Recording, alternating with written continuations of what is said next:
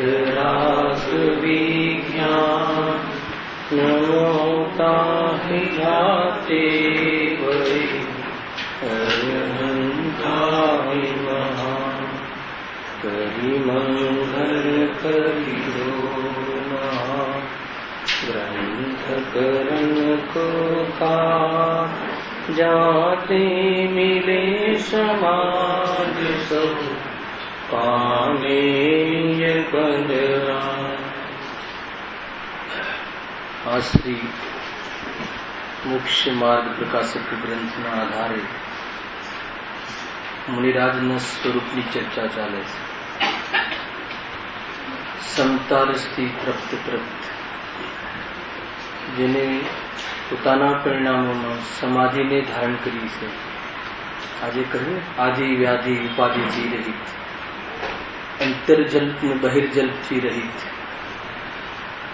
મન ન હું ગુરુ આશિષ્ય એવો વિકલ્પનો જ્યાં ભાવ છે એવો શુદ્ધોપયોગ પરિણતિ નિશ્ચય માર્ગ સમ્યક રત્નત્રયની એકાગ્રતા એકાગ્ર લક્ષણ જેનું પ્રાપ્ત છે એ મુનિ દશા. આજે પણ એ જ વાત આવી સમાધિ તંત્ર એવા નિશ્ચય મોક્ષ માર્ગને એની સાથે જે કમી છે પર્યાયમાં એ કમીમાં જે શુભરાગ આવે છે એ ખોટ છે એ પણ તે વ્યવહાર મોક્ષ માર્ગ કહે. એના ચર્ચાના અંતર્ગત પ્રશ્નોત્તર ચઢાલાના માધ્યમથી થોડીક 2-4 પ્રશ્નોની ચર્ચા બાકી છે. એના દ્વારા આજે એને સમાપ્ત કરીશું એ વિષયને. પ્રશ્ન નંબર 65 અને 66. 65ના ની ચર્ચા વિશેષ થઈ ગઈ હતી. થોડુંક યાદ કરાવી દઉં છું કે સમ્યક દર્શન આદિ સુખરૂપ વિતરાગી પર્યાયનું કારણ નિજ શુદ્ધાત્માનો આશ્રય જ એમ કેમ? દેવશાસ્ત્ર ગુરુની ભક્તિથી કેમ નહીં? ઘણા પ્રશ્નોની ચર્ચામાં એમ આવ્યું કે શુદ્ધાત્મા જ એકમાત્ર એક રત્નત્રયની પ્રાપ્તિનું કારણ છે અને એવા જીવોને જે દેવશાસ્ત્ર ગુરુની ભક્તિનો ભાવ આવે છે એ શુદ્ધાત્માની પ્રાપ્તિનું 1% પણ કારણ નથી. એમ કેમ? વાત કે સાચી છે તમારી, શાસ્ત્રોમાં આવે છે, એમને ખ્યાલ પણ આવે છે, પરંતુ એનું શું રહસ્ય છે એની ચર્ચા આપણે ગયા પીરિયડમાં વિસ્તારથી કરી હતી. ખાલી વાંચી લઈએ છીએ. અર્થાત એનું શું લક્ષણ હતું કે અંશ અને અંશી એક જાતના હોય છે. જેનું નિજ શુદ્ધાત્માના આશ્રય વિતરાગપણથી પ્રાપ્ત થાય છે તે અંશ છે, અર્થાત તે અંગ છે, અને શુદ્ધાત્મા અંગી છે. તો જેવું અંગી અર્થાત જેવો ગુણી અર્થાત જેવું દ્રવ્ય હોય એવી પર્યાય સદૃશ્યતા સદૃશ્ય પર્યાય તે અંશ રૂપ તે અંશીની જ હોય, બીજે ક્યાંથી હોય એની ચર્ચા વિશેષ કરી. અને એમ કહેતા એક પ્રશ્ન પેટા પ્રશ્ન ઉત્પન્ન થયો કે ભલે અંશી આપણું વિતરાગી છે અથવા શુદ્ધાત્મા જીવ માત્રનું વિતરાગી છે, એટલે રાગ રહિત છે, નિમિત્ત રહિત છે, પરદ્રવ્યથી રહિત છે, હે ને? નિમિત્તો વ્યવહારો શું છે? સિદ્ધઘન વિશે કાંઈ ન મળે. સિદ્ધઘન ચૈતન્ય ઘન, ચૈતન્ય ઘનમાં નિમિત્ત વ્યવહાર કાંઈ મળે નહીં, એનો અભાવ છે. એ રીતે જોતા એના આશ્રય એવી જ પરિણતિ થાય, હે ને? એ રીતે ચર્ચા કરી.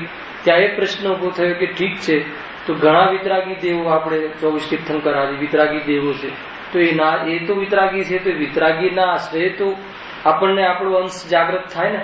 તો ત્યાં બીજું લોજિક આપ્યું હતું કે અંશ તેની જાતનો હોય અને અંશ અંશીથી અભિન્ન હોય. 2 ન્યાય આપ્યા હતા કે જે અંશ છે તે અંશીની જાતનો હોય, જે અંશ પેદા થાય તેની અંશી એટલે પદાર્થની જાતનો જ હોય ને. ચૈતન્યમાંથી ચૈતન્ય આવે, જળમાંથી જળ આવે, તો જે જળ આવે જે પરિણામ થાય તે અંશી જેવો હોય અને તે અંશ તે અંશીથી અભેદ હોય. એક સમયની અભેદતાની ચર્ચા કરી હતી. બેનના ઘણા પ્રશ્નો પણ થયા, એની પ્રમાણે આપણે ચર્ચા કરી. તો ત્યાં આગળ એમ વાત આવી, 2 લોજિકથી આપણે એ પ્રશ્નનો વિશેષ વિવરણ કર્યું. અને અંતિમ લીટી એ આવી કે આમ રાગ અને પરના આશ્રય આત્મજ્ઞાન ન થાય, જ્ઞાનીને તો ન થાય તો જ્ઞાનીને હોય છે કે નહીં? તો કે જ્ઞાનીને તેની કમજોરી અવસ્થામાં ભક્તિનો રાગ અસ્થિરતા રૂપે આવે ખરો, પણ તેની દૃષ્ટિ તો આત્મા પર જ હોય છે. દૃષ્ટિનો વિષય કોણ છે? શુદ્ધાત્મા. તો રાગ પર કેમ નથી હોતી દૃષ્ટિ? કેમ કે જે શુદ્ધાત્મા દૃષ્ટિમાં વસેલો છે એ રાગ રહિત છે. અને પર્યાયમાં જે પરલક્ષથી થોડો રાગ આવે છે, કે જેટલું લક્ષ છે એટલો રાગ આવે છે, અનાત્મા છે એવું ભાન હોવાના કારણે તેની દૃષ્ટિમાં અર્થાત તો એમાં અપનત્વ કરવા લાયક, અપનાવવા લાયક નથી, જાણેલું પ્રયોજનવાન છે. તે જ્ઞેય છે અને જે જણાય છે એ જ્ઞેય છે, અને જેમાં જણાય છે જ્ઞાન છે. એમ બંને વિશેનું યથાર્થ પૂરું જ્ઞાન હોવાના કારણે ત્યાં મુનિરાજનો ઉપયોગ ત્યાં ટકતો નથી અને વારંવાર શુદ્ધ ઉપયોગમાં જઈને આત્માનો આનંદ કરે છે. તો ત્યાં તરત જ એક 66 નંબરનો પ્રશ્ન ત્યાં કહ્યો કે ભક્તિભાવ શુભ રાગ અસ્થિર પરિણામ કઈ રીતે છે, હે ને? એની ચર્ચા આજે આપણે 2 લીટીનો જવાબ છે એની ચર્ચા કરીશું કે શુભ રાગ અસ્થિર કેમ છે. તો સ્થિર કોણ છે? તો કે જ્ઞાન. જ્ઞાન તો સ્થિર છે, જ્ઞાન વિશદ છે, જ્ઞાન સ્વચ્છ છે. જ્ઞાનમાં ક્યારે પણ કોઈ ખર્ચ આવતી નથી, જ્ઞાનમાં ક્યારે પણ કોઈ પ્રશ્ન ઉત્પન્ન થતું નથી, હે ને? જે પણ જે પ્રશ્નો પેદા થાય છે મોહમાં થાય છે, જ્ઞાનમાં ન થાય, હે ને? કોઈ દર્પણને કોઈ પદાર્થ ખંડિત કરે નહીં, એમ કોઈ પદાર્થ કોઈ પરલક્ષ પણ જ્ઞાનને ખંડિત કરે નહીં. અગર જો જ્ઞાનનો પક્ષ હોય તો કે જ્ઞાન દર્પણમાં તો તે પદાર્થને જણાવવાની લાયકાત છે અને જ્ઞાનમાં જાણવાની લાયકાત છે. એ સિવાય પદાર્થને જ્ઞાનને ખંડિત કરવાની લાયકાત નથી. અને પદાર્થમાં જ્ઞાનમાં પદાર્થ ઘૂસી જાય એવી જ્ઞાનમાં લાયકાત નથી. જ્ઞાનમાં રહીને પદાર્થને જાણે છે. એમ રાગના કાલમાં જ્ઞાન લક્ષણ મોજૂદ છે, સકલ નિરાવરણ અંશ મોજૂદ છે. જો એનો પક્ષ અને લક્ષ્ય બની જાય તો એ જે આવેલો રાગ એના જ્ઞાનમાં જ્ઞેય તરીકે જુદો તરે છે. એ રીતે જ્ઞાન તરફનું જે ઉપયોગ પણ વસી જાય છે અને રાગથી નિવૃત્ત થઈ જાય, સામાન્ય પદ્ધતિ છે. તો અહીંયા કહે છે કે જે રાગ આવે છે, જ્ઞાનીને કમજોરીનો તમે કહ્યો ભક્તિ ભાવ, ભગવાનની વાણી સાંભળવાનો ભાવ, સમૂહમાં ભગવાન જે કહે બરાબર એકાગ્રતાથી સાંભળવું, પ્રવચન આદિ લખવાનો ભાવ, કરવાનો ભાવ, એનાથી આ સાંભળવાનો ભાવ, એને આજે જ આવ્યું ને કે એનાથી સમાધિ નથી, શાંતિ નથી, આકુળતાજન્ય ભાવ છે, હે ને? આકુળતાજન્ય છે એટલે જ તો ઉપયોગ એમાં ટકતો નથી. ઉપયોગ જ્યાં ટકે નહીં એ સ્વરૂપ છે જ નહીં, હે ને? તો અહીંયા કહે છે કે એ અસ્થિર પરિણામ એ કેવી રીતે અસ્થિર તમે સિદ્ધ કર્યો છો, કે જ્ઞાન સ્થિર કહો છો ને એને અસ્થિર કહો છો. તો એની અહીંયા આપણને લક્ષણ આપ્યા છે કે તે એકરૂપ નથી, હે ને? ભગવાનને ભજવાના ભાવ એકરૂપ નથી. અને કાલ લાસ્ટ પિરિયડમાં અહીંયાથી સ્ટાર્ટ કર્યું હતું કે એકરૂપ નથી એટલે ક્યારેક તો બહુ ભાવ આવી જાય, ભક્તિનો ભાવ, અને ક્યારેક આવે જ નહીં. એ જયારે કોમેન્ટ્સ કરી હતી જયેશભાઈ લાસ્ટ પિરિયડમાં, તો એક ભાઈ છે કે નહીં અહીંયા મને પ્રશ્ન કર્યો કે નીચે બહાર જઈને કે વાત બરાબર છે, તો કે અમને ક્યારેક તો ઉતાવળ હોય ને ઓફિસ જવાની, તો આમ કે ભાવ આવતા નથી એવા, સમજજો, અને ક્યારેક બહુ ભાવ આવે છે તો દોષ લાગે ખરો? પ્રશ્ન આ હતો. અહીંયા કહે છે કે દોષની વાત નહીં, એ દોષ એ લાગે કે તમને ભગવાનને ભજવાના ભાવ આવે અને જે દિવસે ન આવે એ દિવસે ભય લાગે છે, તો તમને ક્યાંય ને ક્યાંય રાગની પકડે છે, સમજ્યું? અહીંયા કહે છે કે એકરૂપ નથી એટલે એમ થાય છે, એકરૂપ છે જ નહીં, એની સાથે વેગળું રહીને વિચારવાની પદ્ધતિ છે. આપણે નહીં, જ્ઞાનીઓને પણ ભક્તિ ભાવમાં આગળ પાછળના ભાવ બને છે.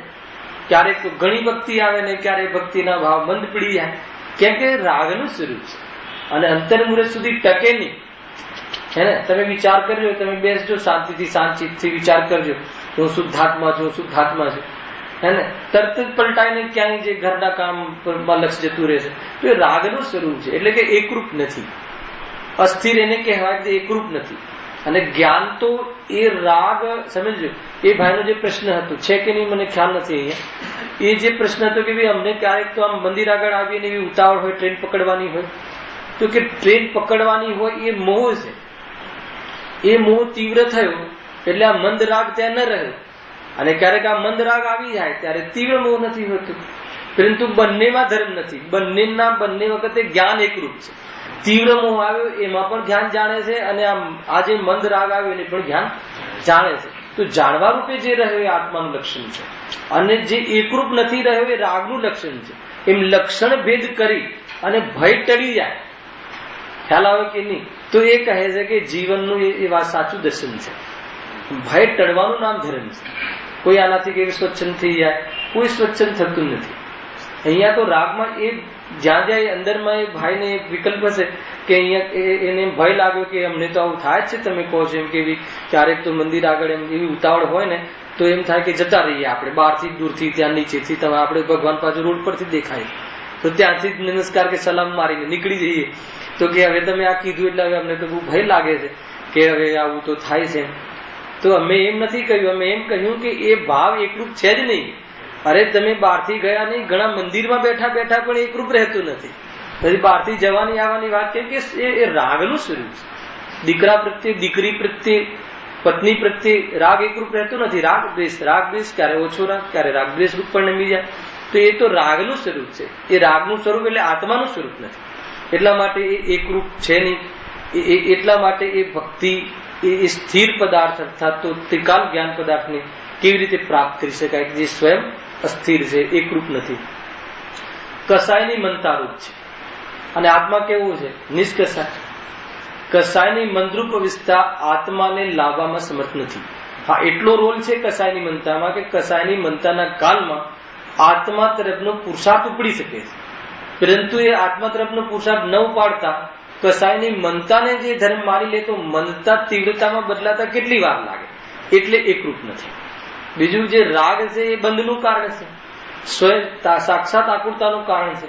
કસાયની મંદતામાં નિરાકુળતા અર્થાત તો તીવ્ર કસાયના ભાવમાં થોડી આકુળતા ઓછી લાગે છે, એટલે આ જીવને ભ્રમ થઈ જાય છે કે આમાં મને ધર્મ છે. પરંતુ ત્યાં જ જો લક્ષણ દ્વારા ખ્યાલમાં આવે કે જો એમાં શાંતિ લાગતી હોય તો એક પૂજા વધારી દો, બીજી પૂજા વધારી દો, તરત જ આકુળતા થઈ જશે. તો એનો એ થયો કે જે પહેલી જે હતી એ પૂજાનો ભાવ એ પણ આકુળતા જ લક્ષણ હતું. એ એમ ન્યાયથી અને યુક્તિથી ખ્યાલમાં આવે છે. અરે જો એ કસાયની મનતામાં તમને નિરાકુળતા દેખાતી હોય તો એ કસાય જે મંદ કસાયનો વિસ્તાર કરો તો તરત જ આકુળતા વધી જાય છે. એટલે ખ્યાલ આવે છે કે એ વખતે 5 પાપની પ્રવૃત્તિ વિશેષ હતી નહીં, મંદ પીડી હતી. એટલે એ વખતે આપણે થોડીક આકુલતા ઓછી લાગી, પણ એ આકુલતા ઓછી લાગી, આકુલતાનો અભાવ હતો નહીં. અને એકરૂપ નથી. ભલભલો ગમે તેવો માણસ હોય, ગમે તેવો જીવ હોય, ગમે તેવો ધાર્મિક હોય, પણ એને અંતર્મુહૂર્ત સુધી કસાય ટકે પછી બદલાય વગર રહે નહીં. અને એ આ ગ્રસ્ત જીવનું જીવન છે. મુનિરાજોને પણ શુભરાગમાં તીવ્રતા બનતા થાય. એને સંચલન કસાયનો તીવ્ર ઉદય આવે છે એટલે વ્રતાદિનો ભાવ આવે છે. અને જેવો મન ઉદય આવે છે, શુદ્ધોપયોગમાં ચાલ્યા જાય છે, એ વખતે કસાયનો અભાવ હોય છે. પરંતુ એમને પાપરૂપ કસાય હોતી નથી. બીજું કાયમી નથી. આ કસાયની મનતા કાયમી નથી. કયા આધાર પર કહેશો અશોકભાઈ બતાવો? કસાયની મનતા એટલે શુભ ભાવ. શુભ ભાવ કાયમી નથી. કોના આધારે નિર્ણય કરવું? કોને નથી શુભ ભાવ? પાપ ભાવ કોને નથી? એ તો આપણે શીખવાડી દીધું. પાપ ભાવ કોને નથી? મુનિરાજને. પાપમાં સુખ બુદ્ધિ કોને નથી? સમ્યક દ્રષ્ટિ જીવને. એક દિશ પાપ કોને નથી? શ્રાવકને. સંપૂર્ણ પાપ ભાવ કોને નથી? મુનિરાજ. બરાબર છે. હવે શુભ ભાવ. શુભ ભાવમાં સુખ બુદ્ધિ કોને છે? મિથ્યા દ્રષ્ટિ. શુભ ભાવમાં સુખ બુદ્ધિ કોને નથી? સમ્યક દ્રષ્ટિ. શુભ ભાવ કોને નથી? બતાવો.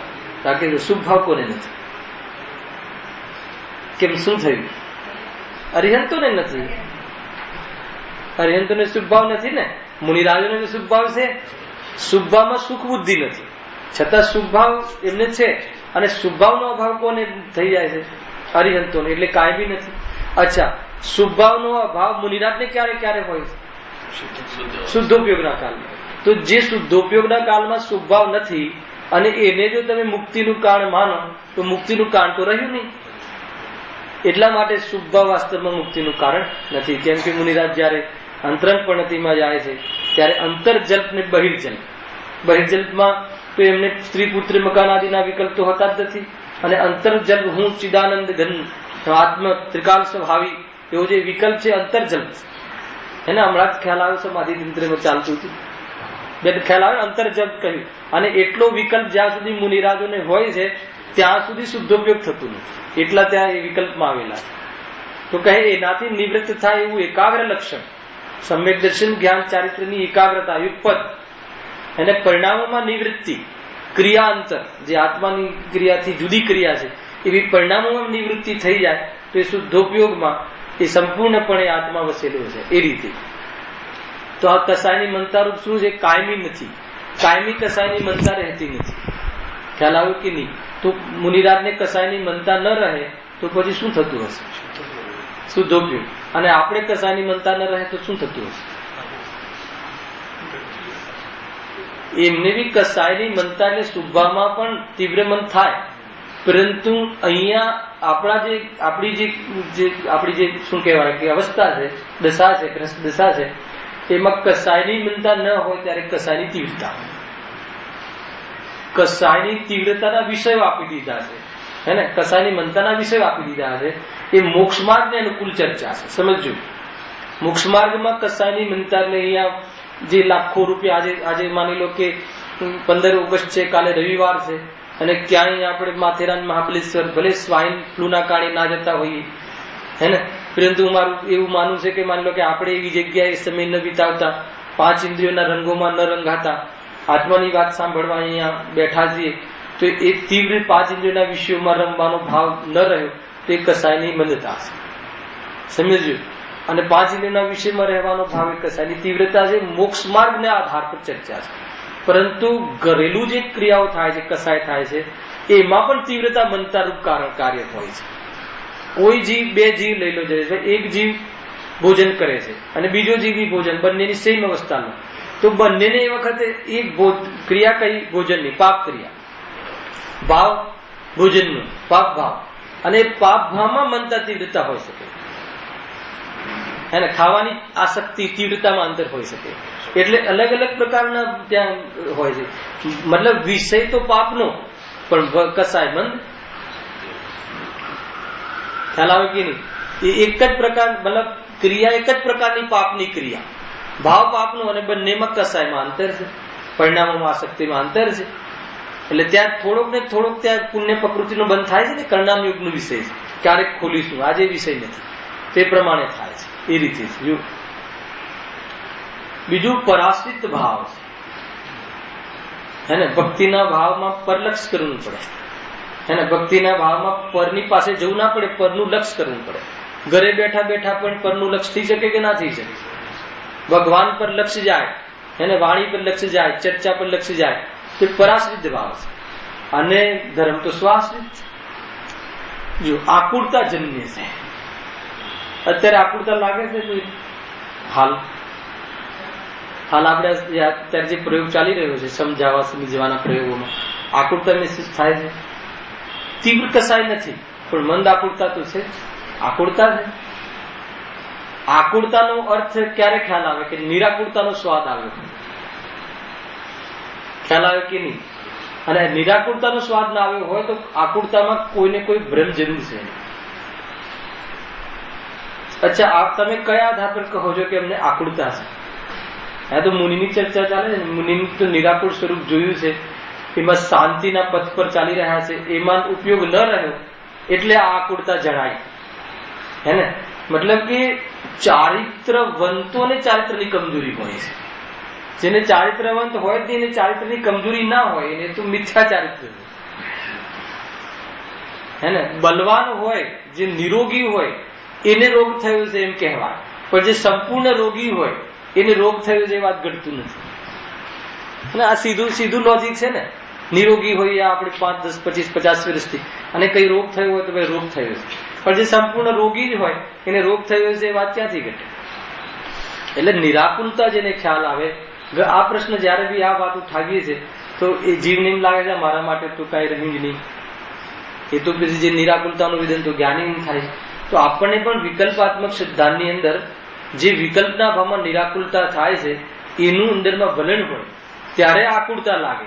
વિકલ્પ રહિત આ વિકલ્પ છે, અને જ્યાં વિકલ્પ જે મટે છે એ સંબંધીનું ત્યારે જ્યાં નિરાકુરતા થાય છે, સ્વભાવ છે, એનું અંદરની પરિણતિમાં વલણ હોય તો આ વિકલ્પ તમને આકુરતા લાગે.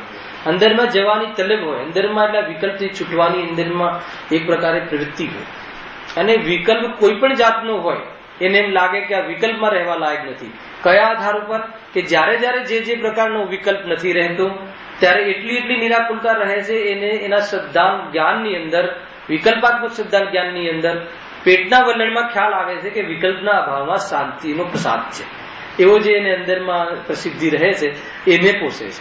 ત્યારે જઈને શું રહે છે કે જે બહારના વિકલ્પો છે એનો મહિમા રહેતો નથી કે અમને કેવો વિકલ્પ આવે છે, અમે આટલા બહારમાં લોકો અત્યારે તો ક્યાં ક્યાં ફરતા હશે અને અમે તો સાંભળવા આવીએ છીએ. તો એવું જે અંદરમાં અભિમાન આવે છે એ અભિમાન રહેતું નથી. અને અભિમાન રહિત જયારે રહે તો ભાર ઉતરેલો રહે છે. એ નિર્ભાર જે પ્રવૃત્તિ છે શું છે?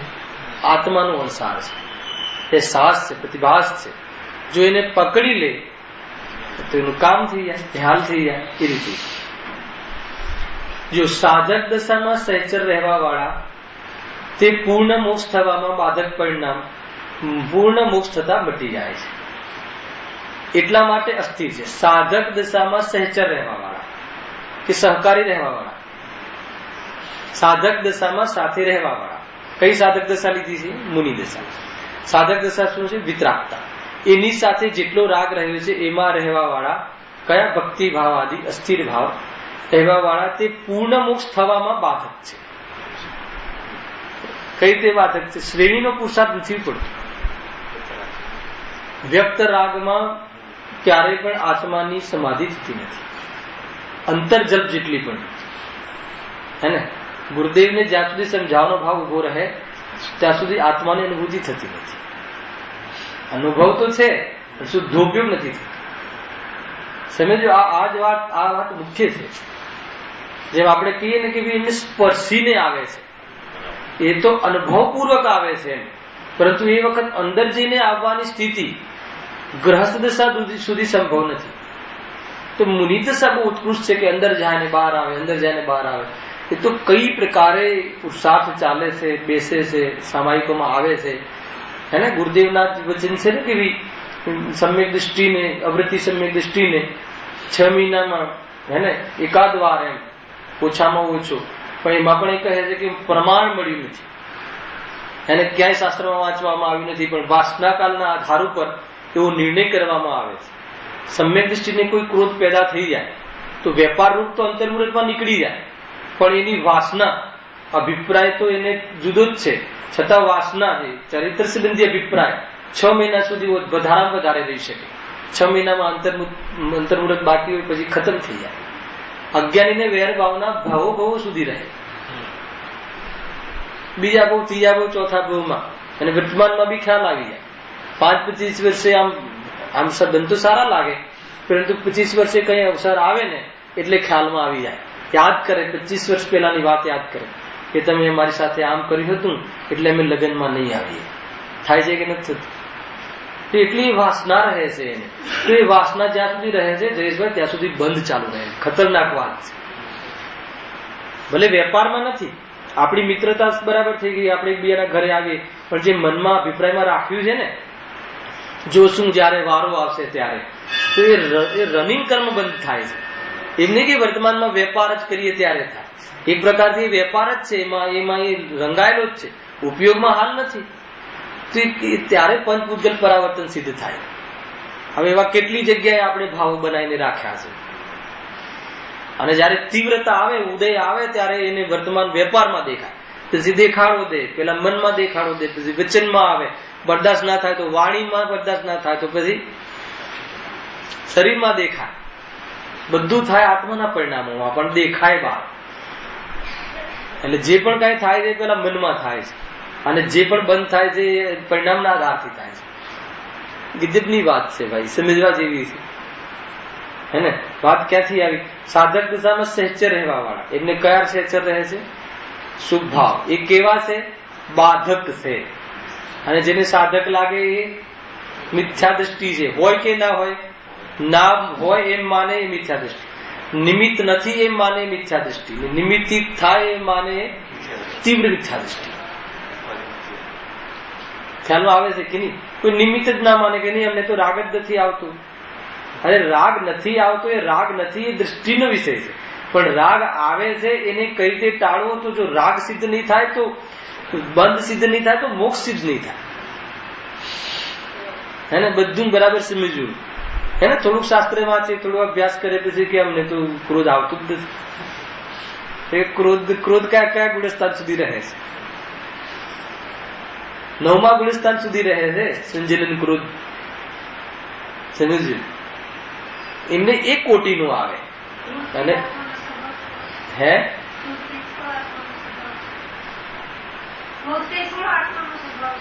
તો સ્વભાવ ક્યાં કહ્યું? પણ આત્મામાં ક્રોધ થતો નથી તો જડમાં થાય છે. અચ્છા, ક્રોધ થતો નથી તો ક્રોધના અભાવમાં ક્ષમા ક્યારે ઉત્પન્ન થશે? હે ને? એ તો હાલ હમણાં ચોથા ગુણસ્થાને તો સિદ્ધ થઈ જશે. પૂરી સાધક દશા માનવી પડશે. અહીંયા સ્પેશિયલ લખે ક્રોધ આત્માનો છે નહીં, એ તો સ્વભાવ નથી. હે ને? આજ તો થયું હતું ગુરુદેવને કહ્યું કે ભાઈ ક્રોધ આત્મા કરે છે. ગુરુદેવ કહ્યું ક્રોધ આત્મા એક સમયની પર્યાયમાં સ્વતંત્ર રીતે કરે છે. વર્ણિજી કહે, જેમ તમે પ્રશ્ન કહ્યું, વર્ણિજી કહે કે સ્વભાવ થઈ જશે ગુરુદેવ. ગુરુદેવ કહે કે હા, સ્વભાવ જ છે. હાલાકી સ્વભાવ જ છે. આપણે નથી કહેતા લોકમાં કે આનો ક્રોધ સ્વભાવ છે, પડી ગયો છે આનો ક્રોધ સ્વભાવ છે. પણ કયો સ્વભાવ છે? તો કે પર્યાયનો વિભાવ સ્વભાવ. હે ને? વર્ણિજીને એમ થયું કે જો એમ એ વિભાવ માની એનો સ્વભાવ માનીશું તો કાયમી થઈ જશે. તો કે વિભાવ સ્વભાવ એક સમયની ક્ષણિક પર્યાયમાં જીવ સ્વયં ભૂલ કરીને ક્રોધ કરે છે. ખ્યાલ આવે કે નહીં? એટલે જ્યાં જેવી રીતે કહ્યું છે એવી રીતે માનવું. કેટલી વિરલતાથી કહેતા સ્વભાવ જ છે. કેમ ડર લાગે છે કે આ સ્વભાવ છે? તો કયો સ્વભાવ છે? કે વિભાવ સ્વભાવ. પર્યાયમાં ધારણ કરેલો ધર્મ છે. માઇકમાં ક્રોધ છે, દુશ્મનમાં ક્રોધ છે, પથ્થરમાં ક્રોધ છે. પથ્થરમાંથી અથડાઈએ છીએ તો આપણને ઠેસ લાગે છે તો ક્રોધ કરીએ છીએ. એ પથ્થરમાં ક્રોધ છે કે આત્મામાં ક્રોધ છે? પણ એનો સ્વભાવ નથી, મૂળ સ્વભાવ નથી. ક્રોધના વેદન જે થાય છે એ સમ્યક જ્ઞાનનું વેદન છે. કેમ કે જાણ્યું કોને ક્રોધ આવે. બસ ત્યાં ભેદ કરી લે તો ક્રોધ જુદો દેખાય.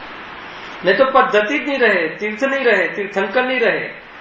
હવે આ આખી જે પ્રવચનની જે ચાલે છે ને, આ તીર્થ સર્વોદય તીર્થ, એ નહીં રહે. મુનિપણું નહીં રહે. આ સાધક દશા ને બાધક દશા મિશ્ર દશા છે.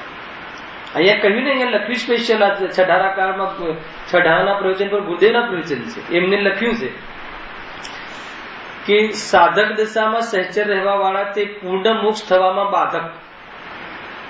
બસ વાત એટલી છે કે જ્ઞાનીને એમ લાગે છે કે આ મને બાધક છે, અને અજ્ઞાનીને એમ લાગે છે કે મને સાધક છે. પણ કોઈ એમ કે છે જ નહીં, તો એ તો વાત ખોટી. ક્યાં છે? કે મારી પર્યાયમાં છે. કેવી રીતે છે? કે અપરાધ રૂપ છે. કેવી રીતે નથી? કે સ્વભાવ રૂપે નથી. ખ્યાલ આવે કે નહીં? કોઈ એક પક્ષની મુખ્યતાથી વાત ચાલતી હોય ત્યારે બીજો પક્ષ સાથે હોય છે. જયારે ટેલ કહો ત્યારે હેડ હોય છે કે નથી હોતું?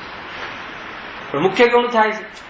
જયારે એમ કહીએ કે આટલો રાગ, આટલી બાધક દશા છે, તો સાધક દશા એ વખતે અનુભવમાં હોય છે. એના વગર રાગ બાધક છે નિર્ણય ન થાય. ખ્યાલ આવે કે નહીં? બે સાથે યુગપત ચાલે છે. આ તો રાગ તમને દુઃખરૂપ લાગે છે ત્યારે રાગ રહિત સુખરૂપ ત્યાં ભેગું આવી જાય છે. ભલે એ વખતે રાગ મુખ્ય થયો હોય જ્ઞાનમાં, પણ દૃષ્ટિમાં રાગ બેસતો નથી. દ્રષ્ટિ રાગમાં બેસતી નથી. કેમ કે રાગ આત્માનો વિભાવ છે. એ રીતે જો અહીંયા કઈ આપણે શું નક્કી કરવું છે કે ભક્તિ ભાવ અસ્થિર ભાવ છે, બાધક ભાવ છે. હવે જો ના જ હોય તો એની ચર્ચા શું કામ કરીએ? જો માનો કે ભક્તિભાવ છે જ નહીં, જો તમને ભક્તિભાવ આવે છે કે નહીં, તો આવે છે કોને આવે છે? આ સાંભળવાનો ભાવ આવે છે કોને આવે છે? આત્માને આવે છે કે શરીરને આવે છે? આત્માને આવે છે, અને આવે છે એ જ રામાયણ છે. અહીંયા એમ કેવું છે, આવે છે ભાવ આવે છે, રાગ આવે છે, એ જ તો સંસાર છે. અને એ છે શુભ ભાવ, કસાયની મનતા છે, પણ આકુરતા જન્ય છે, અસ્થિર છે, બાધક છે. એ નિર્ણય કર્યું એ જ્ઞાન કોનું? એ આત્માનું જ્ઞાન. અને એવો નિર્ણય કર્યો એ માત્ર નિર્ણય વિકલ્પ જ્ઞાન આત્માનું, કે એનું વલણ સાથે જે પ્રતીતિ સાથે જ્ઞાન છે, સમ્યક જ્ઞાન. એટલી બધી વાત છે ભાઈ. આ તો મુનિ દિશાની વાત ચાલે છે. એમને સહચર જેટલો એમની ભૂમિકાનો રાગ વ્રતાદિનું 28 ગુણ પાલનનો જે રાગ રહે છે, એ રહે છે, એમને બાધક લાગે છે. બાધક લાગે છે એટલે તો નિવૃત્ત થાય છે. નિવૃત્ત થઈને ક્યાં જાય? આપણે નિવૃત્ત થઈને ક્યાં જઈએ છીએ? જો બાધક ભાવ ના હોય એમ જે માને તો મિથ્યાત્વનો દોષ લાગે છે. અને બાધક સાધક માને એમ જે માને એમને પણ મિથ્યાત્વનો દોષ લાગે છે. હવે બાધક ભાવ હોય પણ એને ઉપાદેય માને તો મિથ્યાત્વનો દોષ લાગે છે. અને એને જેમ છે એમ માને તો સમ્યક્ત્વ રૂપ આચરણ છે ને. શું બગાડે મારું? એમ હું એમાં રહું એટલું મારું શાંતિનો ભેદ થાય છે, એમ નિર્ણય કરતા ત્યાંથી નીકળી જાય છે. એટલી જ વાત છે. જો હવે કાયમી નથી એનો અહીંયા એક બોધ આપ્યો આપણને કે પૂર્ણ મોક્ષ થવામાં બાધક પરિણામ પૂર્ણ મોક્ષ થતા મટી જાય છે.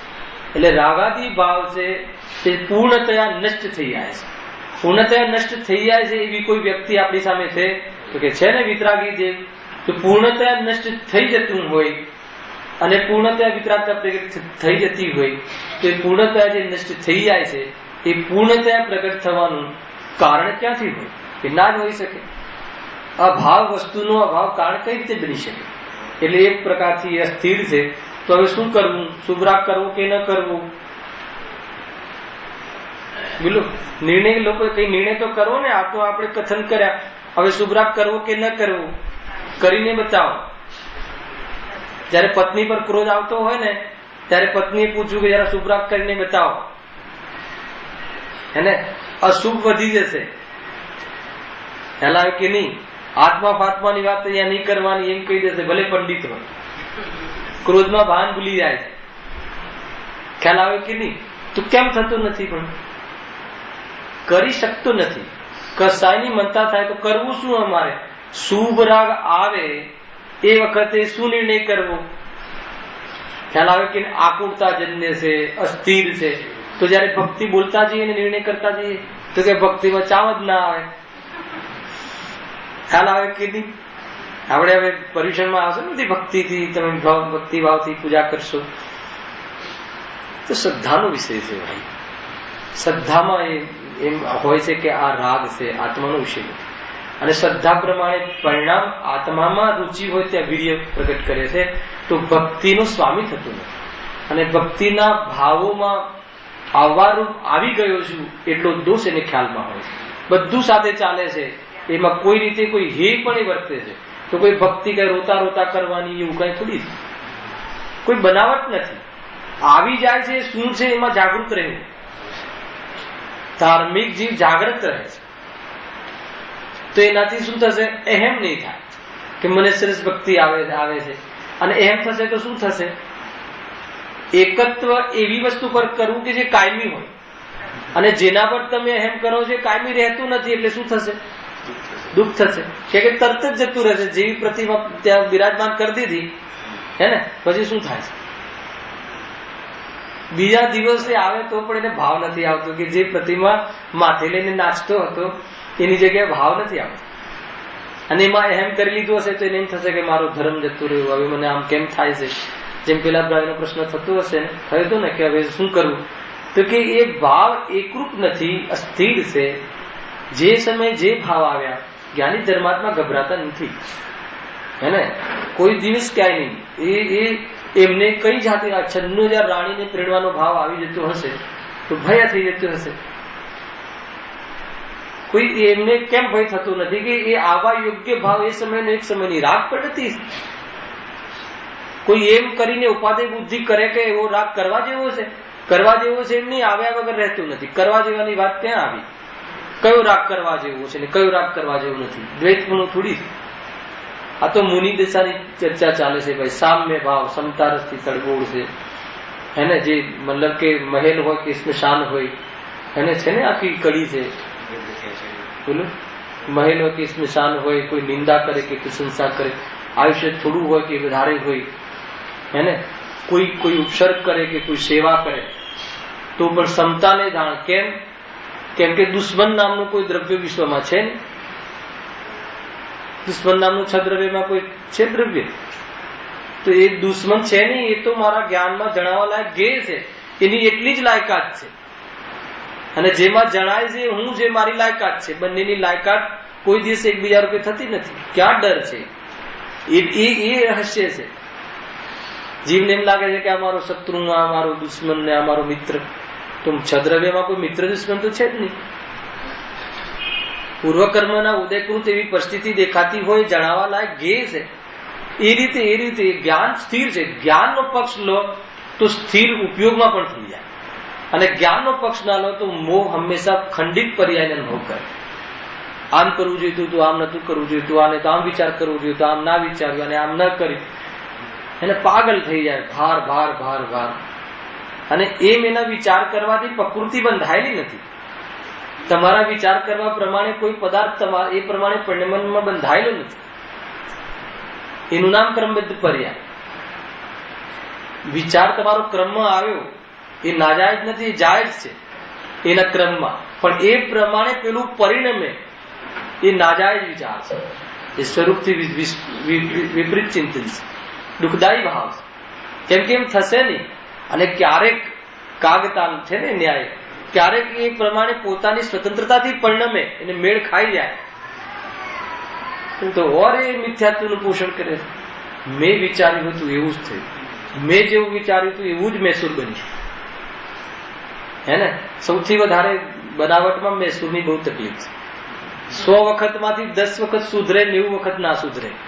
તો 10 વખત સુધરે તો મેં બનાવ્યું, 90 વખત સુધરે ન સુધરે, ક્યાંથી મેળ ખાય? મેળ જ નથી ખાતો. અજ્ઞાનીના વિચારોનો મેળ જ નથી ખાતો વસ્તુ સ્વરૂપ સાથે. પૂર્ણ મોક્ષ થવામાં બાધક પરિણામ પૂર્ણ મોક્ષ થતા મટી જાય છે, એટલે કાયમી નથી. તો આપણે પ્રશ્ન શું કર્યો? ભાવ કરવા કે ન કરવા? બોલો, બુદ્ધિપૂર્વક કરવા કે ન કરવા? એ ભાવ આવે ગ્રસ્ત જીવનમાં, એવા ભાવ ભગવાનને ભજવાના ભાવ આવે ત્યાં શું નિર્ણય કરવું? રાગ છે, અસ્થિર છે, આત્માના નથી. વારંવાર નિર્ણય કરવો કે નિર્ણય કરીને એ રીતે અનુભવ થઈ જાય એટલે એના વલણમાં વર્તાઈ જાય. તો ભાવ નહીં આવે તો પણ આવશે.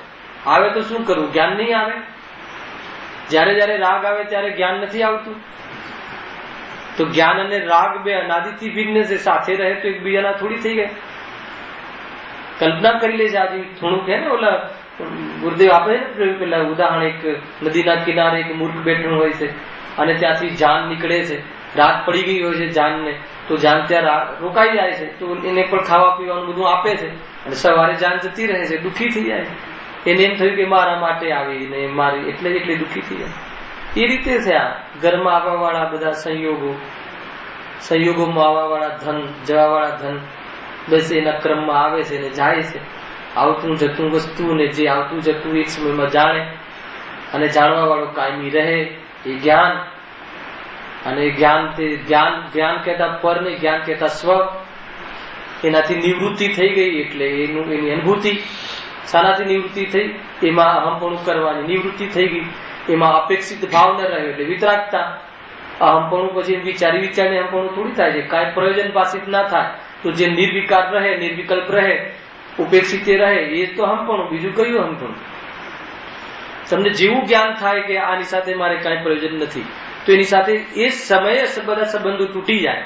એક દ્રવ્ય બીજા દ્રવ્યનું કાંઈ છેદ નહીં એવી ભાવ વાસના થઈ જાય તો એ નિવૃત્તિ છે. એ શ્રદ્ધામાં નિવૃત્તિ, પરિણામે બાજુ લક્ષ ના કરે અને જેટલો રાગ છે એટલો જુદો જણાય. આ પ્રકારે અનુભૂતિ થાય. એટલે જ્ઞાન મહાન છે. જ્ઞાન પ્રધાન જીવન હોય જેનું, એને શ્રદ્ધા એમાં ડૂબતી હોય છે. હંમેશા એ પ્રમાણે પરિણામો વિરક્ત થતા હોય છે. પરિણામોની મગ્નતા શ્રદ્ધામાં, જ્ઞાનમાં દિશાબોધ અને શ્રદ્ધામાં આત્માનું હંપણું.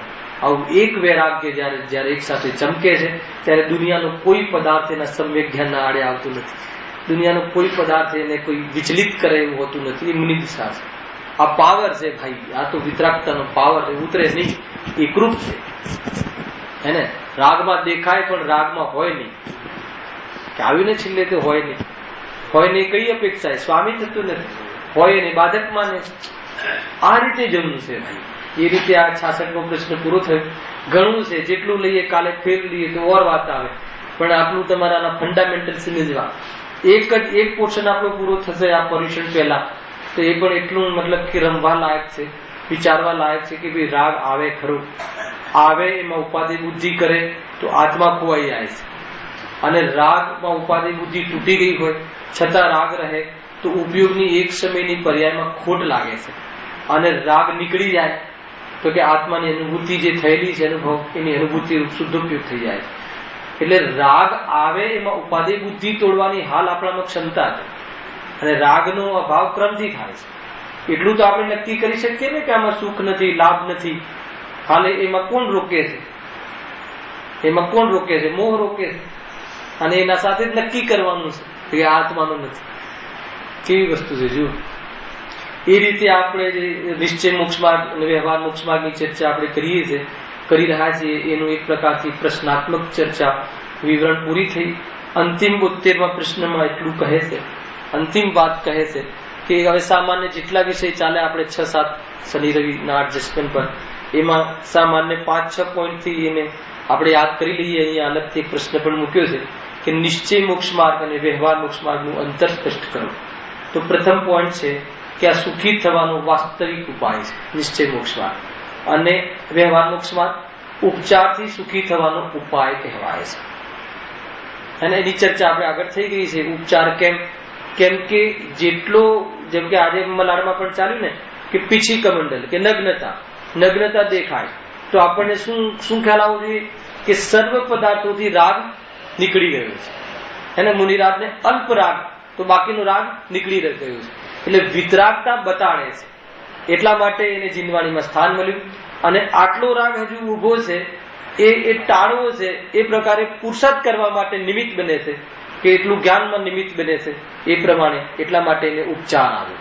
ખ્યાલ આવ્યો કે નહીં? એટલા માટે કે માન લો કે કોઈ માર્ગમાં જવું છે અને એ માર્ગમાં કોઈ પથ્થર આપણને દિશા બતાવે છે, તો એ ઉપચાર કહેવાય છે.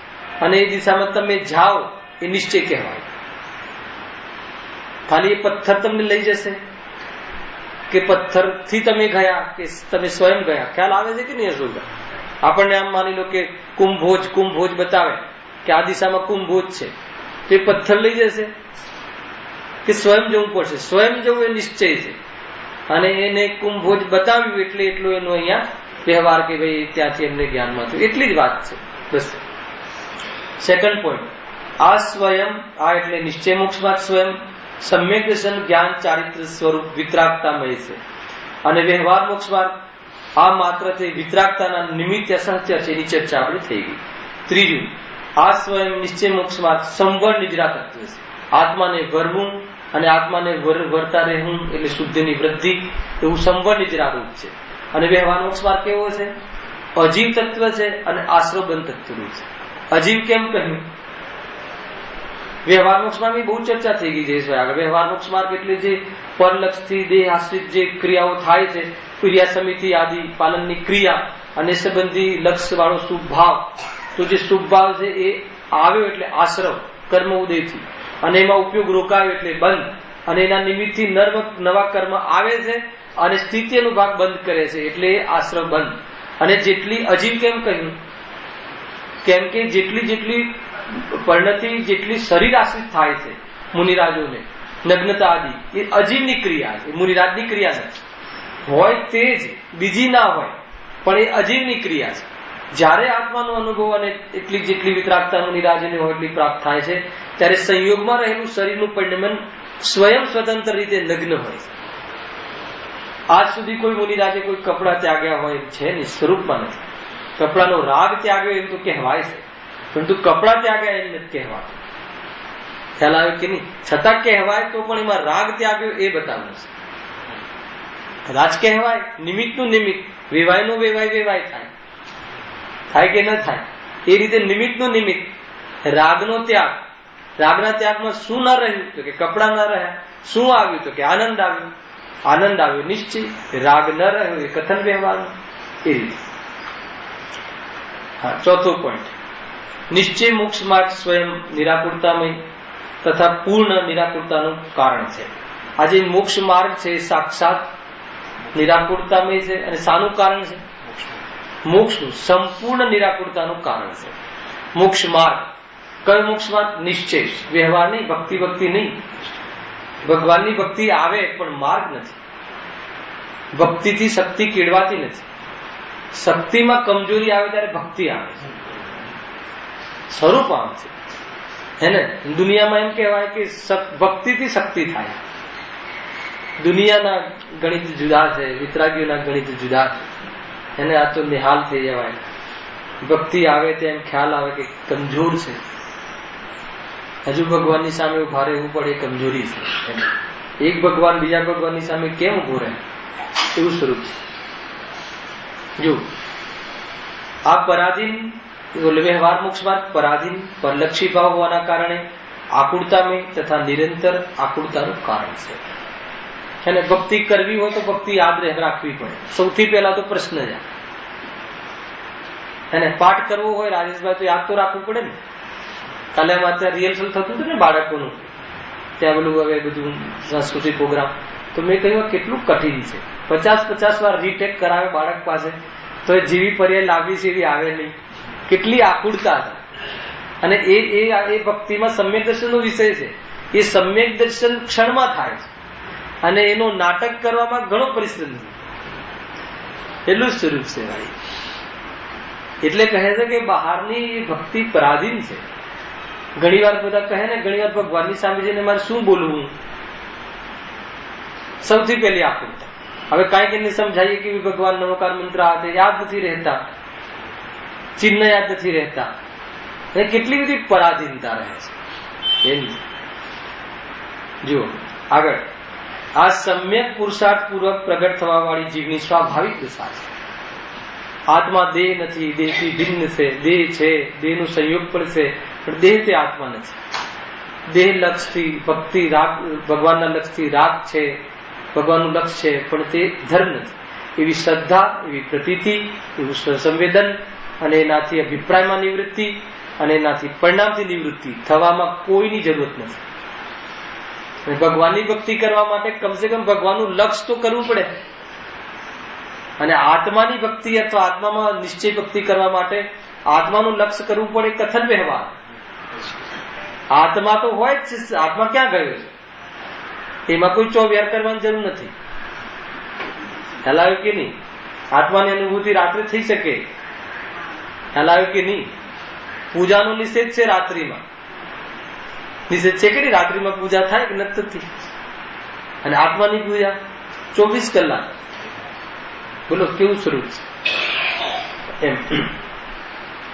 જો છઠ્ઠો પોઈન્ટ, આ પ્રગટ કરવારૂપ એકદેશ ઉપાદેય છે કે આશ્રય કરવારૂપ છે. પ્રગટ કરવારૂપ ઉપાદેયનો અર્થ એ કે કરવા લાયક આજ છે. શું? નિશ્ચય રત્નત્રય પ્રાપ્ત કરવા લાયક છે અને આ પૂર્ણતયા હે છે. આ બીજો પોઈન્ટ થઈ ગયો, એનો સામેનો પોઈન્ટ બાકી રહ્યો ને. આ એટલે નિશ્ચય રત્નત્રય સમ્યક પુરુષાર્થ પૂર્વક પ્રગટ થવા વાળી જીવની સ્વાભાવિક દશા છે.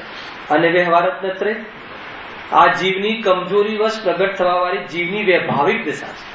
તો જીવની જ કહે પણ વ્યવહારિક દશા કહે. બસ આ બેનો ભેદ, એનું નામ સમ્યક જ્ઞાન. અને આ બેના ભેદમાં એના પ્રત્યે કોઈ પ્રયોજન પાસિત ના થાય, એ પ્રતીતિપૂર્વક સ્વસંવેદન. અને બે હોય ને એની ભૂમિકા પ્રમાણે એટલો રાગ રહ્યા કરશે. કોઈ કહે કે અમે આત્મજ્ઞાની થઈ ગયા એટલે ક્રોધ ના આવવો જોઈએ, કે ક્રોધ આવવો જોઈએ એવું પણ નહીં ને ના આવવું જોઈએ એવું પણ નહીં. જે આવ્યું એમાં આત્માનું શું છે એ ભાન રહેવું બસ. તો કે ભાન, પછી બીજો પ્રશ્ન કે ભાન રહેવાથી ક્રોધ જતો રહેશે? તો કે આત્માનું છે નહીં જે આવ્યો એ, અને આત્માના જ્ઞાનનો વિષય છે, દુઃખનો વિષય નથી. આત્માના જ્ઞાનમાં ગેર છે, તો પછી એ જતો રહેશે એ વાત ક્યાંથી આવી?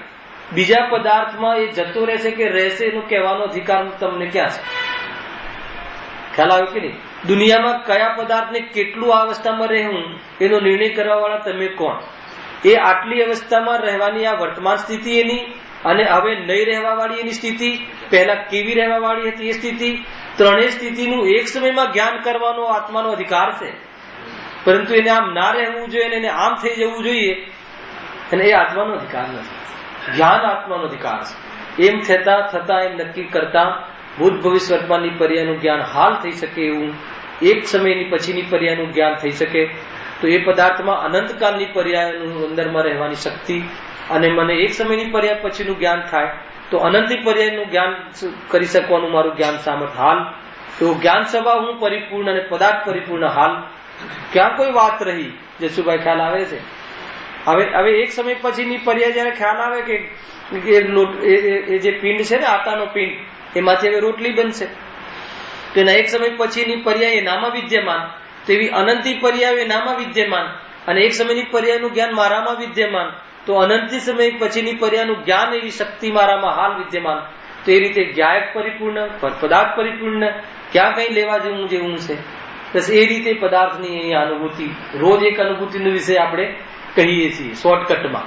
પણ સમજી જવું જોઈએ કે ભાઈ આ જ સ્વરૂપ છે. જો હા, તો આ પ્રગટ કરવા રૂપ એકદેશ ઉપાદેય છે. શું પ્રગટ કરવા રૂપ ઉપાદેય છે? સમ્યક દર્શન, વિતરાગ માર્ગ કે ભક્તિ કરવા રૂપ ઉપાદેય છે.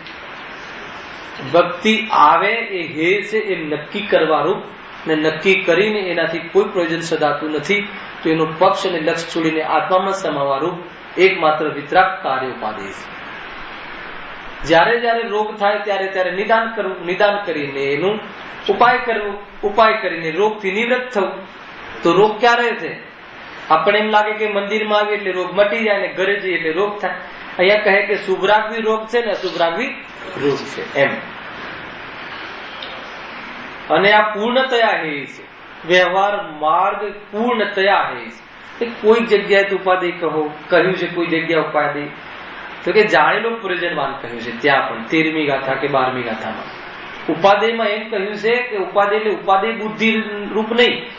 એક હોય છે ઉપાદેય બુદ્ધિ, અને એક એ હોય છે કે જ્યારે આત્મામાં ન રહેવાય ત્યારે મુનિરાજ આને અનુસરતા હોય, બીજે કોઈ જગ્યા અનુસરતા હોતા નથી, એ રીતે ઉપાદેય. પરંતુ ઉપાદેય એટલે ઉપાદેય બુદ્ધિ એક નહીં, એ વખતે પણ પૂર્ણતયા હે છે. રાગના કાલમાં પણ એ પૂર્ણતયા હે છે એમ નક્કી હોય છે. અંતિમ પોઈન્ટ છે આનો. તેના ફળમાં સમસ્ત કર્મબંધના દુઃખોનો અભાવ મોક્ષ માર્ગ પ્રગટ થાય છે. કોના ફળમાં? નિશ્ચય મોક્ષ માર્ગના ફળમાં સમસ્ત પદાર્થ, સમસ્ત આત્મા કર્મ રહિત થઈ સિદ્ધાલયમાં બિરાજમાન થઈ જાય છે, અથવા કર્મબંધના દુઃખોનો અભાવરૂપ મોક્ષ માર્ગ પ્રગટ થાય છે. અને વ્યવહાર મોક્ષ માર્ગ છે એમાં શું ફળ મળે છે? એના ફળમાં પુણ્ય કર્મનો બંધ તથા ઉદયમાં દેવાદી ગતિરૂપ સંસાર પ્રાપ્ત થાય છે. ખ્યાલ આવ્યો કે નહીં? એકવાર મેં ક્યાંક ચિંતામણી આદિમાં કહ્યું હતું કે અહીંયા જે કુંદકુંદ આચાર્ય દેવ છે, એ દેવને જે પ્રવચન સાર ચાલી રહ્યો હતો કદાચ, તો મેં કહ્યું કે આ પ્રવચન સાર લખવાનો જે ભાવ આવ્યો હતો એનાથી એમને કયું ફળ આવ્યું? ગુરુદેવને 45 વર્ષ આત્માની વાત કહેવાનો ભાવ આવ્યો, એનું શું ફળ આવ્યું? ક્યાં છે અત્યારે ગુરુદેવ? મોક્ષમાં છે કે દેવગતિમાં? તો એ કયા ભાવનું ફળ છે? તો એમને કયો શુભ ભાવ કે જીવ માત્ર આત્માને પામે, તો એ ભાવ એ જ કહેતા ને તીર્થંકર ગોત્ર અથવા તીર્થંકર નામકર્મ બંધાય, એ ભાવ પણ હે છે. તાકાત જોઈએ કહેવાની, ના હોય એમ નથી કહેતા. સૌથી વધારે ભાવ દુનિયામાં વર્તમાનમાં એમને આવે કે એક લીલોતરીનો એક જીવ પણ ક્યારે કે આત્માને પામે. આવે કે ના આવે? ગજબની વાત છે. અને એ ભાવથી શું બંધાય છે? સ્વર્ગાદિના ભાવ બંધ થાય છે. એ પણ એમને બતાવ્યું. દયા કરતા પણ શીખવાડીને દયાથી ભિન્ન નિવૃત્ત થવાનું પણ શીખવાડ્યું. સમજવા જેવું છે. છતાં ઉપાદાનથી કાર્ય થાય છે એ વાત બતાવી ગયા. સમજો, ક્યાંય અટકાવે ગુરુ ના હોઈ શકે. કોઈ જગ્યાએ અટકાવે ગુરુ કઈ રીતે હોઈ શકે? એ રીતે એટલા માટે ગુરુ કહેવાય છે કે ભાઈ એમની ભક્તિમાં પણ અટકાવવું નહીં, એ એમને શીખવાડ્યું. ગજબની વાત છે. એટલે તો ગુરુ છે ને તો ગુરુ ક્યાંથી હોય? એ કામે લગાડી દે કે મારી સેવા કરો, મારો પ્રચાર કરો, તો એ ગુરુ ના હોઈ શકે. એટલી નિર્મમતા, એટલી વિરલતા, એટલી નિર્માનતા, માન નહીં, એ જે જ્ઞાનીના લક્ષણ છે. બહારમાં દેખાય જ્ઞાનીના લક્ષણ. એમના શાસ્ત્રોમાં, એમના વચનોમાં, એમના કથનોમાં ખ્યાલ આવે કે શું કહેવા માંગે. એક વાર માટે પણ નહીં કે ભાઈ આમ ના હોય એ રીતે. ગજબની વાત છે ભાઈ. 5 મિનિટ રહી. મૂળ અહીંયા જે મૂળ ચર્ચા છે કે આવો જે ઉત્તમ માર્ગ છે, જે કર્મબંધમાં દુઃખનો અભાવરૂપ મોક્ષ માર્ગ પ્રગટ થાય છે, એકમાત્ર એક પ્રગટ કરવાનું યોગ્ય છે. એના અંતર્ગત પછી એના એક લેખ લખ્યો છે, એમાં 2-4 લીટી વાંચ્યું છું. 5 મિનિટનું આપણી પાસે સમીક્ષણ છે. એમાં એમ લખ્યું કે આત્માથી બાહ્ય પ્રસંગોમાં અટવાવું જોઈએ નહીં. સમજો, બહુ વૈરાગ્યપૂર્ણ આ ચિંતન અહીંયા લખ્યું છે કે આ પૂરી છઠાળાના પ્રશ્ન પછી શું ભાવ આવે કે આત્માથી બાહ્ય પ્રસંગોમાં અટવાવું જોઈએ નહીં. ઉદયગત પ્રસંગો કોને નથી આવતા? કોઈ કહે અમારે મરણ થયું એટલે આમ થયું, કોઈ કહે અમારે દીકરો ન રહ્યો એટલે આમ થયું. તો કે ઉદયગત પ્રસંગો કોને નથી આવતા? ચક્રવર્તી, રાજા, મહારાજા, મુનિ, એને મુનિ ભગવંતોને તથા અનેક જ્ઞાનીઓને પણ ઉદયરૂપ પ્રસંગો આવ્યા છે. ત્યાં આવા અનુકૂળ પ્રતિકૂળ સાંસારિક ઉદયોમાં પોતાનું આત્મકાર્ય ઉપેક્ષિત ન થાય. અશોકભાઈ ખ્યાલ આવે છે? આપણી પાસે કેટલા બહાના છે, આત્મકાર્ય ઉપેક્ષિત થાય. સૌથી પહેલા અહીંયા કહે છે કે ઉદયગત, પહેલા તો ઉદયગત માને તો ને, એ તો કર્તવ્ય રૂપ માને છે કે ને જવું જ પડે ને વેવાયના ઘરે, તો કેમ ચાલે? પ્રવચન 8:30 ની જગ્યાએ મારે 10:30 પતે છે, તો તમે 10:30 રાખો ને. અમારે ત્યાં બહુ થાય એવું પાઠશાળા. ઘણા માતા પિતા મારી પાસે આવે કે તમે જે સવારે 9 થી 10 નો ક્લાસ રાખ્યો છે બાળકોનો, એ સમયમાં અમારે બાળકોને ક્લાસ છે, તો તમે સમય બદલો ને. તો પછી મેં પૂછ્યું કે કયો ક્લાસ છે? એટલે કે કરાટેનો ક્લાસ છે. એક કે નાચ કરવાનો ક્લાસ છે. અરે તમારા કરાટેના ક્લાસ માટે અમે આ સમય બદલી કરીએ, તમે તમારા સમય બદલી કરો ને. જો જીવ જે છે ને ઉપેક્ષિત કરે છે. હવે 150 બાળકો હોય તો 150 બાળકોની 150 ડિમાન્ડ હોય. હવે કયા સમયમાં તમે ક્લાસ ગોઠવશો? તમારે અનુકૂળ થવું પડે. ખ્યાલ આવે કે એવી વાત છે. આમાંથી નીકળે છે કે ભાઈ અનુકૂળ પ્રતિકૂળ સાંસારિક ઉદય, પેલા તો ઉદયગત સમજવું જોઈએ કે આ ઉદયગત છે. પેલા એને જ મજા આવતી હોય એમાં કે નહીં, અમને તો આનંદ આવે એને ઉદયગત પ્રસંગ છે કે આ ક્યાંથી આ કર્મના પૂર્વ કર્મના ઉદય આવ્યા છે કે જેથી કરીને મને આવા ભાવ પણ આવ્યા છે કે અહીંયા રોકાવું. તો કે અહીંયા કહે છે કે પોતાનું આત્મકાર્ય ઉપેક્ષિત ન થાય, અન્ય પ્રયોજન તો ઉપેક્ષિત થાય. અન્ય પ્રયોજન તો ઉપેક્ષિત થાય, એમાં શું બગડી જવાનું છે? સ્મશાન યાત્રામાં ઓછા આવશે તો કોણ જોવાનું છે ને? આ બહુ જ માર્મિક પ્રસંગ છે. 15 મિનિટનો આનો કમસે કમ સમય જોઈશે, તો કાલે 15 મિનિટ આ લઈને જે આગળ જે મૂળ આપણો ગ્રંથની ચર્ચા ચાલે છે 28 મૂળ ગુણ સંબંધી, એનો થોડો પરિચય કરાવવો છે. જ્યાં સુધી પર્યુષણ પહેલા જયારે કેવી રીતે અહીંયા નક્કી થશે એ પ્રમાણે આપણે આ જે વિષય લઈશું. અને જે બી વિષય જે છે એ મૂળ વિષય જ છે, આ કોઈ અલગ વિષય નથી, પરંતુ એના કોટેશન રૂપ આપણે આ છડાળાના પ્રવચનના આધારે લીધો. હવે એના પછી આપણે આચાર્યનું સ્વરૂપ, ઉપાધ્યાયનું સ્વરૂપ એ અલગથી આવે છે. અત્યારે કયો વિષય ચાલતો હતો? આપણે વિષય ના ભૂલી જવા. મુનિ ભગવંતોનું સામાન્ય સ્વરૂપ. આચાર્ય, ઉપાધ્યાય, સાધુમાં ત્રણેયમાં સામાન્ય સ્વરૂપ શું છે? 28 મૂળ ગુણના ભાવરૂપ વિતરાગતા, પાપના ભાવરૂપ 28 મૂળ ગુણરૂપ પરિણમન, અને 3 ચોકડી મિથ્યાત્વ અને 3 ચોકડી કસાયના ભાવરૂપ વિતરાગ પરિણમન. એ તો દરેક મુનિરાજોને સામાન્ય છે. પછી એમને જે વિશેષ હોય છે આચાર્યની ચર્ચા આવશે. એ તે પહેલા 28 મૂળ ગુણનો સામાન્ય પરિચય એકાદ પીરિયડના માધ્યમથી આપણે લઈશું. વિસ્તાર ઘણો છે પણ અહીંયા એની અપેક્ષા નથી. તો કાલે 15 મિનિટ આ પત્ર સામાન્ય વાંચી લઈશું. કાલે ઘણા નવા જીવો પણ આવે છે, એમ વિસ્તારથી આપણને એક પ્રકારથી આપણા જીવનમાં એક ઉપાદેય શું છે, શું કરવા યોગ્ય છે. તો આત્માનું કાર્ય, પોતાનું કાર્ય સમ્યક દર્શન કરવાનું, પોતાને આત્માની પ્રાપ્તિ કરવાનું એકમાત્ર ઉપાદેય છે. કાલે પ્રવચન સારમાં આવ્યું જયેશભાઈ કે 2000 સાગરની આ જે ત્રસ પર્યાય છે, બની શકે કે એનો આ ગુરુદેવે બહુ જ એમ કે દર્દ થતું હોય તે કહ્યું કે આ તો અંતિમ ભાવ બી હોઈ શકે છે. અને આ મનુષ્ય ભાવ 84ના અવતારના અભાવ કરવામાં નિમિત્ત બને છે. એવી 2000 સાગર સાધિક જેટલી જે ત્રસ પર્યાય માટે જીવની બુદ્ધિ આવ્યો છે, એમાં મનુષ્ય ભાવ કે જે ભગવાન બનવામાં નિમિત્ત કોઈ પર્યાય બનતી હોય તો મનુષ્ય પર્યાય છે. એમાં જો સમ્યક દર્શન પ્રાપ્ત ન કરી લીધું તો કહે છે કે અંતિમ પર્યાય પછી ક્યાં જવાનું થશે એનો નિર્ણય કરી લેજો. જે આપણને એકમાત્ર આત્માની સાધના કરવા માટે આ ભાવ એટલું સંગની પંચેન્દ્રિયપણું, ધ્યાનનો ઉઘાડ, એવા ગુરુદેવ મળ્યા, એવા તત્વ મળ્યા, તૈયારી મળી, આપણી રુચિ પણ તૈયાર છે.